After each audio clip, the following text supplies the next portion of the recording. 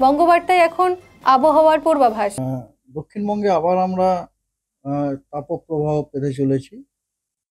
আর উত্তরবঙ্গে বজ্রবিদ্যুৎ থাকার সম্ভাবনা আছে। ডিটেলস হচ্ছে এরকম যে আজকে উত্তরবঙ্গের 5টি উত্তরের জেলা অর্থাৎ দার্জিলিং, কালিম্পং, জলপাইগুড়ি, আলিপুরদুয়ার এবং কোচবিহার, এই 5টি জেলাতে বিক্ষিপ্তভাবে থান্ডারস্টর্ম উইথ লাইটনিং হওয়ার সম্ভাবনা আছে এবং গাস্টি উইন্ড 40 থেকে 50 কিলোমিটার প্রতি ঘন্টায় থাকার সম্ভাবনা আছে এবং তার জন্যে এই জেলাগুলিতে আমরা হলুদ সতর্কবার্তা দিয়েছি।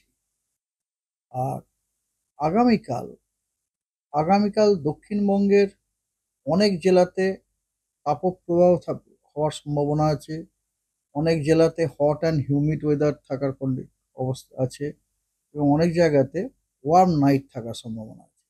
ডিটেলস হচ্ছে এরকম যে আপনার পশ্চিম বর্ধমান এবং বীরভূম এবং পুরুলিয়া, পশ্চিম বর্ধমান, বীরভূম, পুরুলিয়া, দেন ঝাড়গ্রাম, পশ্চিম মেদিনীপুর, এই যে জেলাগুলো অর্থাৎ পশ্চিমেরই জেলাগুলো হলো দেখুন পশ্চিম বর্ধমান, বীরভূম, পুরুলিয়া, বাঁকুড়া, ঝাড়গ্রাম এবং পশ্চিম মেদিনীপুর, এই জেলাগুলোতে কিছু কিছু জায়গায় তাপপ্রবাহ হওয়ার সম্ভাবনা রয়েছে।